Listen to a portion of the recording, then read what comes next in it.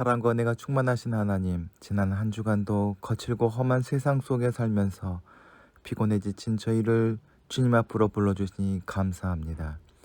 예배를 통하여 슬픔에 잠긴 자녀들에게는 성령님의 위로를 더하여 주시고, 넘어지고 실족한 백성들은 연약한 손을 잡아 일으켜 주옵소서.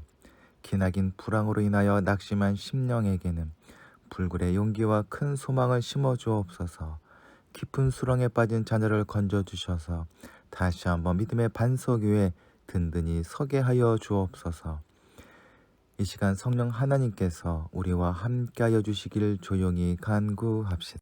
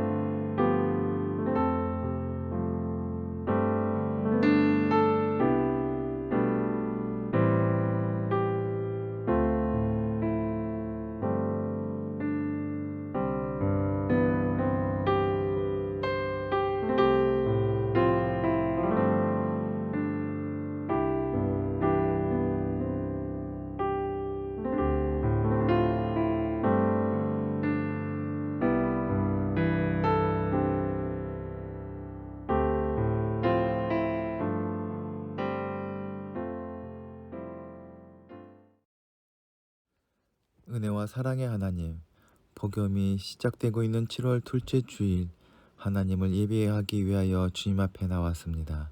주님, 저희를 긍휼히 여기시사 살아계신 하나님을 높이며 찬양하게 하옵소서. 오늘 이 시간 주님의 포로 되어 오직 주님만을 바라보는 시간 되게 하여 주시옵소서. 저희의 반석 되신 하나님, 저희가 그동안 능력의 하나님을 떠나 지푸라기와 같은 세상의 것에 의지하며 살았습니다. 하나님 대신에 재물을 믿고 교만하였습니다. 자신의 한계를 잊은 채 내 지식과 권세를 의지하며 무엇이든지 이룰 수 있으리라 자만했습니다. 하나님께서 저희에게 베풀어 주신 평안과 풍요에는 감사하지 못했습니다.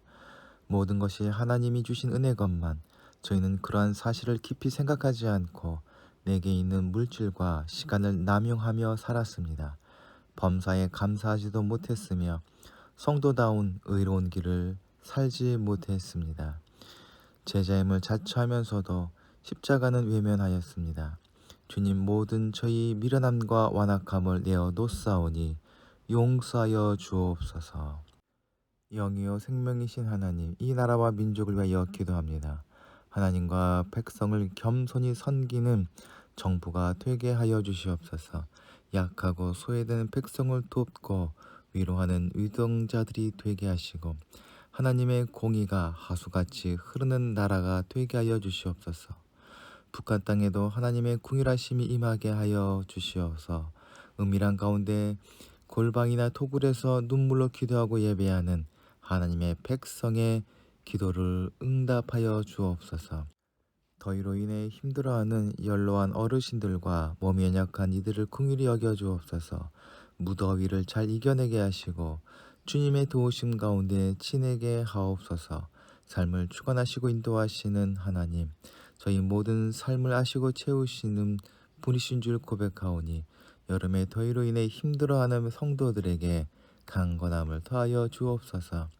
이한 공동체 식구들을 기억하여 주시옵소서. 세상을 살아가며 저희가 사랑할 분은 오직 주님만을 다시 한번 깨닫습니다. 주님 앞에 나온 심령들마다 하늘의 은혜로 채워 주시옵소서.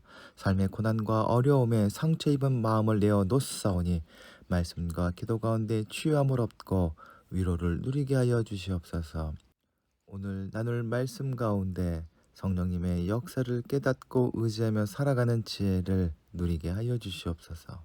간절한 심정으로 구할 때마다 풍성하게 응답하시고 하늘의 기름진 것으로 채워 주시옵소서. 문봉 책방서를 기억하여 주시옵소서. 더 큰 뜻을 품고 이룰 수 있도록 매출을 더하여 주시고 사랑의 수고로 만든 빵들마다 사람들을 감동케 하여 주시사 재고가 남지 않게 하여 주시옵소서. 오르는 물가와 더욱 깊어지는 불경기 가운데에서도 주님을 붙잡게 하여 주시사 이 모든 어려움을 기회로 바꿀 수 있는 지혜 또한 허락하여 주시옵소서. 우리 구주 예수 그리스도의 이름으로 기도하옵나이다.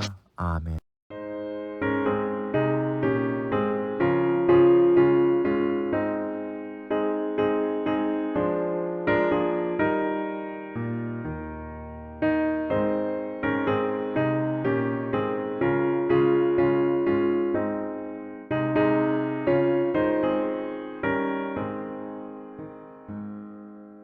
예수가 우리를 부르는 소리 그 음성 부드러워 문 앞에 나와서 사면을 보며 우리를 기다리네. 오라 오라 방황치 말고 오라. 죄 있는 자들아 이리로 오라. 주 예수 앞에 오라. 간절히 오라고 부르실 때에 우리는 지체하랴. 주님의 은혜를 왜 아니 받고 못 들은 채 하려나. 오라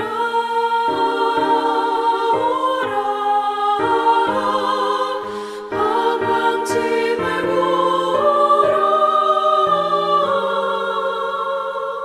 죄 있는 자들아 이리로 오라. 주 예수 앞에 오라.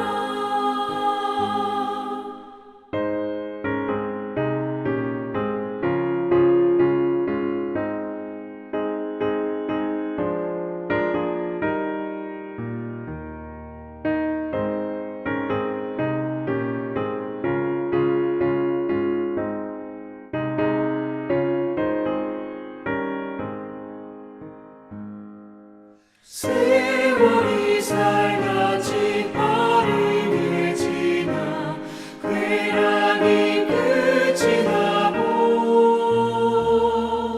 사망의 그늘이 너와 내 앞에 둘리며 나이오네.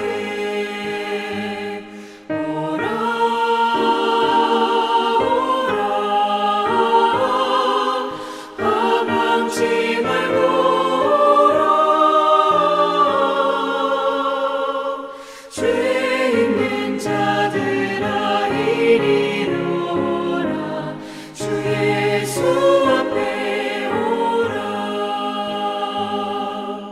우리를 위하여 예비해 두신 영원한 집이 있어. 죄 많은 세상을 떠나게 될 때 영접해 주시겠네. 오라 오라 오라 방황치 말고 오라. 죄 있는 자들아 이리로 오라. 주 예수 앞에 오라.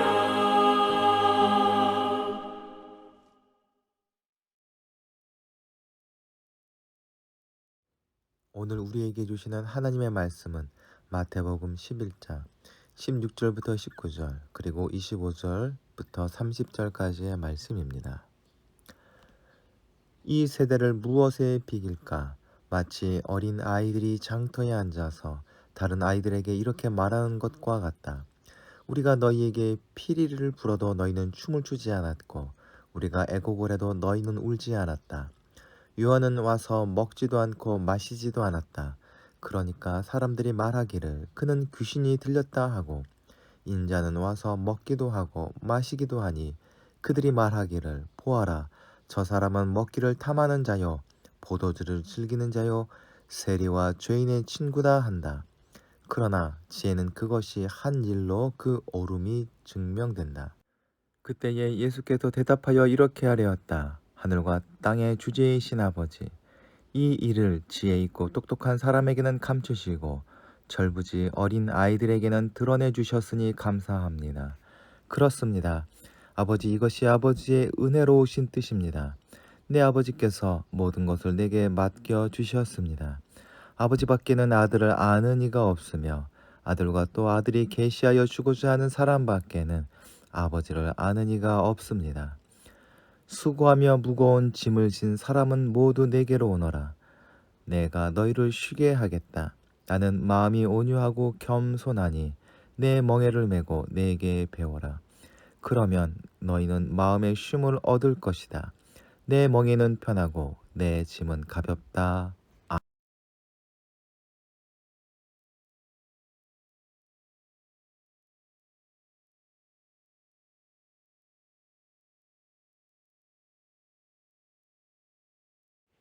지난주 우리는 예수님께서 제자들을 파송하셨음을 나누었습니다.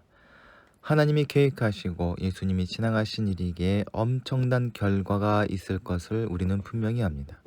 그러나 예수님의 사역을 이루는 과정이나 일단의 결과물은 세상에서 보는 유명인사의 성공이나 기업의 성공 신화와는 전혀 다른 실패의 모습들 뿐입니다. 예수님의 제자된 우리가 감당해야 할 제자의 사명 가운데 놓쳐서는 안 될 중요한 것이 무엇일지 오늘 말씀 가운데 함께 나눠보도록 합시다. 예수님은 제자란 주님의 멍에를 매는 것이라 말씀하십니다.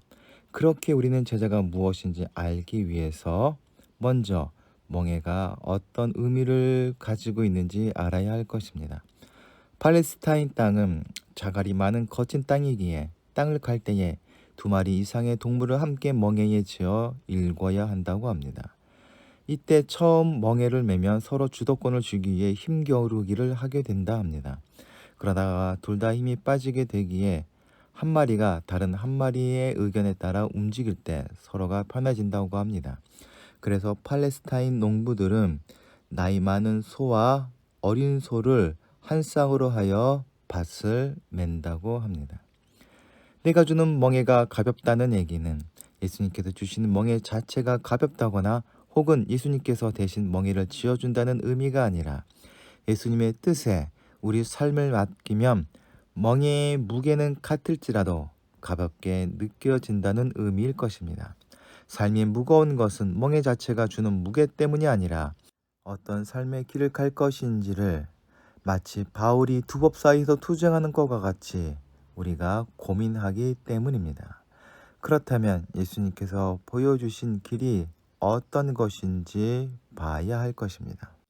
제자가 된다는 것은 가난하고 소외된 사람들에게 친구가 되어주는 것입니다. 예수님은 당시 사회 종교 지도자들의 비난을 무릅쓰고 죄인과 함께하기 위해 그들을 찾아가셨고 함께 먹고 마셨습니다.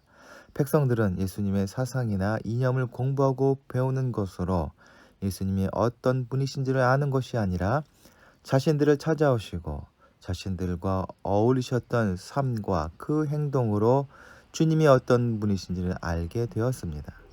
즉 자신을 비우고 자기 곁으로 오시는 것에 마음을 열고 따랐던 것입니다. 제자란 사람들을 위해 군림하거나 앞장서는 것이 아니라 그들의 기쁨에 함께 기뻐하고 고통에 함께 아파하며 그들의 슬픔에 함께 울어주는 사람입니다.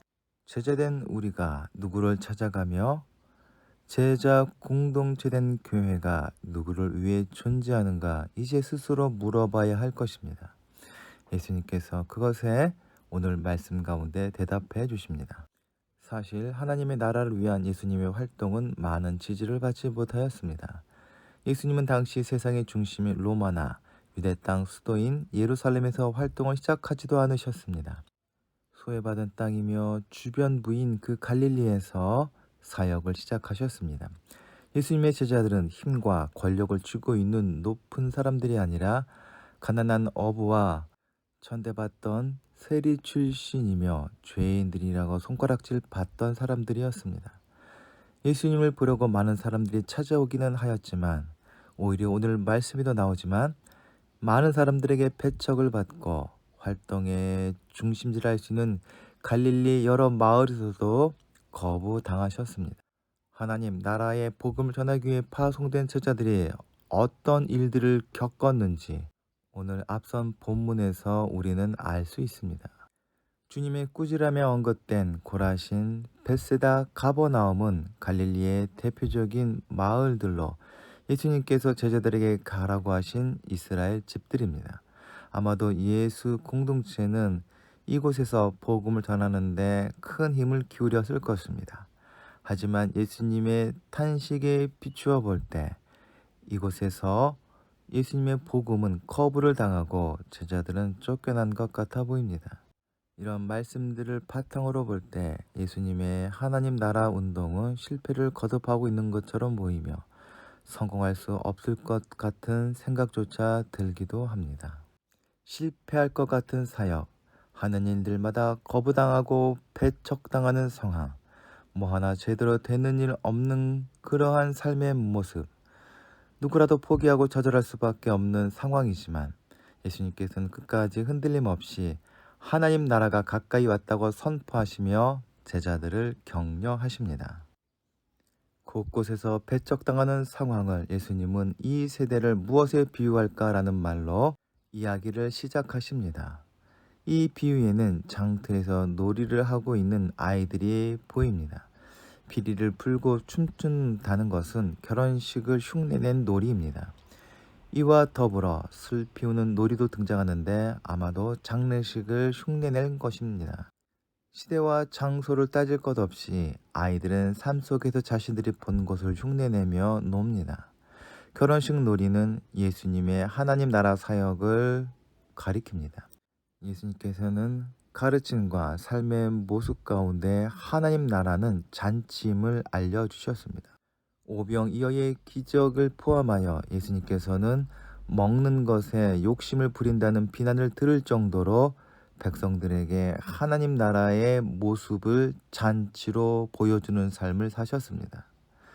장례를 흉내낸 놀이는 세례 요한의 공동체의 모습을 보여줍니다. 세례 요한은 심판으로 임하는 하나님 나라를 전하면서 백성들에게 회개를 요청하였습니다. 세례 요한이 이끄는 공동체는 죄의 고백과 회개, 슬픔과 금식을 중요한 일과로 강조하는 공동체였습니다. 비유 속에서 놀고 있는 아이들은 친구들을 불러 놀이에 함께 하고자 합니다. 하지만 그 부름에 거부당하자 우리가 너희에게 피리를 불어도 너희는 춤을 추지 않고 우리가 애국해도 너희는 울지 않았다고 말합니다. 이는 예수님이 이끄시는 공동체와 세례 요한의 공동체가 유대인들에게 배척당하고 있었음을 보여주는 이야기입니다. 예수님과 세례 요한의 가르침에 외면한 유대인들은 나아가 예수님을 향해 비난을 퍼붓습니다. 인자는 와서 먹기도 하고 마시기도 하니 그들이 말하기를 보아라 저 사람은 먹기를 탐하는 자요 포도주를 즐기는 자요 세리와 죄인의 친구다 한다. 바리새인들과 서기관들의 비판은 이 구절 속에서 두 가지로 보입니다. 하나는 예수님이 먹는 걸 좋아하고 포도주를 즐긴다는 것입니다. 당시 종교적으로 경건하게 사람들은 먹을 수 있는 것과 금지된 것을 아주 엄격하게 구분하였습니다. 예수님이 이런 율법을 무시하면서 이방인들처럼 아무거나 먹고 아무거나 마시면서 취한다고 비난한 것입니다. 또 다른 하나는 예수님께서 사회적으로 평판이 떨어지는 사람들과 어울리고 있다는 것입니다. 본문에서 거론된 세리와 죄인은 경건한 사람들이 상종하면 안 될 사람들입니다. 당시 세리는 로마 정권의 불부터 유대인들의 해를 끼치는 매국노였습니다. 죄인은 율법을 어기는 사람들로 몸을 파는 사람들이나 도둑질이나 사기범 등 사람들이 손가락질하는 그런 부류의 사람들입니다. 그리고 예수님의 제자 중 한 사람인 마태는 손가락질 받는 그 세리였습니다.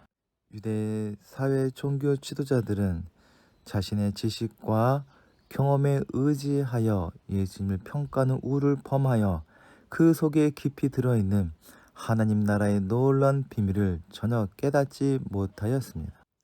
소위 지혜롭고 똑똑한 사람들은 거저 얻을 수 있는 것들을 멸시합니다. 그들은 보통 사람이 감당하기 어려운 비용이나 노력을 들여가지고 얻게 된 것만을 가치 있게 여기고 자랑스러워합니다. 그러니 막대한 비용을 얼마든지 치르겠다는 이들의 자세에서는 거저 받는 영생을 인정할 수 없습니다. 비싼 대가를 치르지 않고 하나님 나라에 들어간다는 것은 그야말로 아이들 장난에 불과한 것이라 생각합니다. 그들에게 하나님 나라는 감춰 있다는 말은 그러한 의미입니다. 하지만 일상과 놀이를 구분하지 않는 아이들에게 예수님의 말씀을 받아들이는 것은 쉬운 일입니다. 현실에서 터무니없는 것이 놀이에서는 얼마든지 가능하고 상식에 갇히지 않은 그들의 유연한 사고는 그 모든 것을 받아들이게 합니다. 지혜로운 이들이 만든 세상의 법칙과 질서가 아이들의 놀이 속에서는 뒤집히고 새로운 모습으로 그려집니다. 놀이에는 무엇을 기대하거나 바라는 목표라는 것이 없습니다. 그냥 좋아서 하는 놀이이고 즐거워서 하는 행동이 유희입니다. 하나님 나라도 이와 같은 성격을 가지고 있습니다. 하나님께서는 아무런 대가나 노력 없이 우리들을 자신의 구원으로 초대하시고 그것을 누리기를 원하십니다. 아무런 의심 없이 그 하나님의 초대에 응답하는 자만이 하나님의 나라의 놀라운 은혜를 누릴 수 있습니다. 그것이 바로 예수님의 공동체요 하나님 나라의 임재입니다. 예수님께서는 하나님 나라 잔치에 사람들을 초대하십니다. 스스로 지혜롭고 똑똑하다고 여기며 자기 나름대로의 삶의 성공과 영생을 얻기 위해 애쓰고 노력하는 어리석은 사람들에게 하늘의 놀라운 초대를 아이들도 이해할 수 있을 만큼 쉽게 선포하십니다. 사람은 무언가를 얻고자 더 많이 노력하고 무한히 경쟁하며 더 큰 목표를 세웁니다. 가장 귀하고 아름다우며 소중한 것들이 대가 없이 주어진다고 하는 진리를 외면한 채 욕망의 부추김에 영혼을 팔고 노예처럼 살아갑니다. 산다는 것 자체는 수고이고 수고 없는 삶은 없습니다. 그러나 그 수고로 목적을 성취하고 대가를 얻으려 할 때 인간은 자신의 존엄성을 내팽개친 채 노예가 되어버립니다. 그 목적을 성취하지 못하고 대가를 얻지 못한 모든 수고는 의미를 상실해버리고 맙니다. 이러한 삶은 그대로 짐입니다. 영생을 얻기 위해서 어떤 값진 희생이나 노력을 해야 한다는 생각도 짐을 무겁게 만들 뿐입니다. 죄를 멀리하고 율법을 지키며 금식과 기도를 하고 온전한 헌신의 삶을 산 결과로 영생을 얻는다고 믿는 이들은 유대인만이 아닙니다. 소위 복을 받는다는 목표를 가진 신앙인들의 열정과 헌신도 같은 오류에 빠지고 맙니다. 예수님께서 수고와 짐의 대가를 주겠다고 약속하지 않으셨습니다. 그저 쉬게 하겠다 말씀하십니다. 하나님은 세상을 창조하신 후에 좋게 여기시고 쉬셨습니다. 좋게 여기는 것이 쉼이 됩니다. 그 쉼은 할 일과 수고를 다 마치고 주어지는 미래의 쉼이 아니라 지금 여기서 당장 누리는 쉼입니다. 그 쉼에 예수님께서 우리를 초대하십니다. 하지만 쉰다는 것이 멍에를 벗고 아무 일도 안 한다는 뜻은 결코 아닙니다. 아무것도 안 하는 삶은 쉼이 아니라 나태함 혹은 형벌일 수 있습니다. 쉼이란 예수님의 멍에를 지는 것입니다. 예수님은 우리에게 멍에를 억지로 지우지 않습니다. 온전히 자유로운 선택에 따라 스스로 지게 되는 멍에입니다. 그것은 우리를 종으로 만들어버리는 구속구와 같은 것이 아니라 생명의 길로 우리를 인도하는 구명조끼와 같은 것입니다. 처음에 말한 바와 같이 유대인들의 멍에는 함께 매는 멍에입니다. 보통 경험이 많은 소와 어린 소 두 마리가 함께 진다 말하였습니다. 노련한 나이 많은 소의 멍에를 함께 짊어진 어린 소처럼 예수님의 멍에를 함께 지는 사람은 예수님께로부터 배우게 됩니다. 예수님의 제자가 된다는 것은 지식을 배우는 학생이 아니라 삶을 함께 나누며 배우는 견습생이 된다는 의미입니다. 우리의 스승 되신 예수님께서는 자신의 멍에를 제자에게 떠넘기지 않습니다. 자신이 함께 맨 멍에 속으로 제자를 초대하시고 함께 걸어가시는 스승이십니다. 우리는 예수님을 통해서 하나님 나라의 삶을 시작하게 되었습니다. 하나님 나라를 살아가기 위해서 우리는 기독교 신앙인에서 올바로 깨달아야 합니다. 어설픈 지식과 경험으로 바탕으로 한 신앙생활은 세상의 처세술과 다를 바 없으며 우리를 피곤하고 힘들게 만드는 성공신앙에 불과합니다. 말씀을 통해서 우리를 부르시는 예수님의 음성을 듣고 기도 가운데 예수님의 임재를 경험하고 삶 가운데 예수님과 동행하면서 주님을 따라 살 때에 하나님 나라의 생명을 누리며 그 쉼을 경험할 수 있습니다. 주님과 동행함으로 세상이 깨닫지 못하는 하늘의 쉼을 알고 누리시는 예안공동체 식구들이 되시길 소망합니다. 다 함께 기도하시겠습니다. 사랑과 은혜가 충만하신 하나님, 항상 저희에게 말씀하시지만 저희 귀가 멀어 그 부르심을 듣지 못하고 말씀을 깨닫지 못하며 살아가고 있음을 고백합니다. 저희 지혜와 능력과 경험으로만 살다 보니 쉼없고 고단한 삶을 살았음을 고백합니다. 성령님의 도우심 안에서 주님과 깊은 교제를 하게 하여 주시옵소서. 그리하여 하늘의 생명을 누리며 하늘의 쉼을 맛보는 하나님의 백성의 삶을 살도록 인도하여 주시옵소서. 어리석어 예수님의 말씀을 제대로 깨닫지 못함을 불쌍히 여기사 하늘의 지혜를 더하여 주시옵소서. 주님을 따라가며 주님을 배우고 주님이 약속하신 모든 은혜를 누릴 수 있도록 또한 인도하여 주시옵소서. 우리 구주 예수 그리스도의 이름으로 기도하옵나이다. 아멘. 함께 공동체의 고백을 하시겠습니다. 하나, 우리는 문제가 있습니다. 둘, 문제에는 끔찍한 대가가 있습니다. 셋, 하나님은 해결책을 가지고 계십니다. 넷, 그 해결책은 믿음으로 누립니다. 지금은 우리를 구원해 주시는 우리 구주 예수 그리스도의 은혜와 하나님 아버지의 거룩하신 사랑과 날마다 우리를 승리케 하시는 성령님의 인도하심이 이 시간 머리 숙인 사랑하는 예안공동체 식구들과 그 가정과 생업 위에 이제부터 영원토록 함께하여 주시길 간절히 축원하옵나이다. 아멘.